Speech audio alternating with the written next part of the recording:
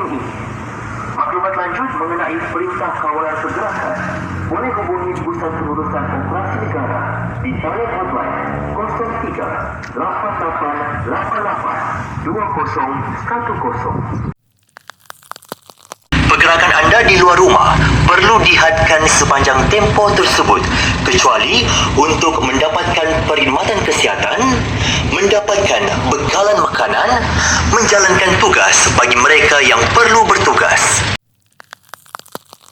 Kerajaan telah mengisytiharkan Perintah Kawalan Pergerakan bermula 18 Mac hingga 31 Mac 2020.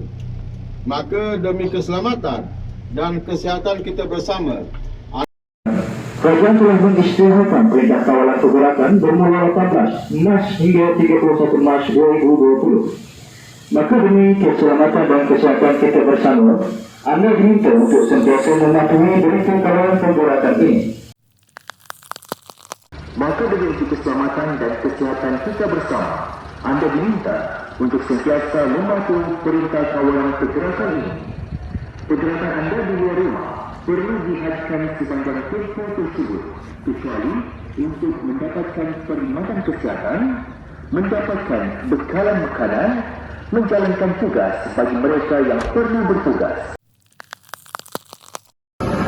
Tuan-tuan dan puan-puan, kerajaan telah mengisytiharkan Perintah Kawalan Pergerakan bermula 18 Mac hingga 31 Mac 2020.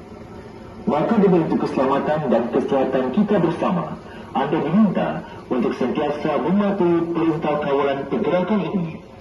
Pergerakan anda di luar rumah perlu dihadkan sepanjang tempoh tersebut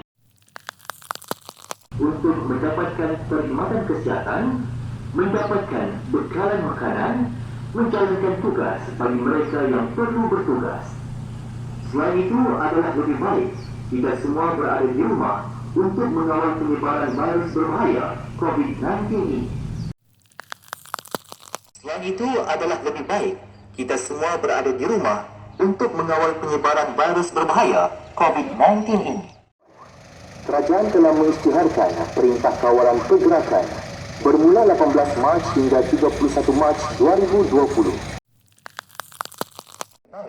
Kita semua berada di rumah untuk mengawal penyebaran virus berbahaya COVID-19 ini.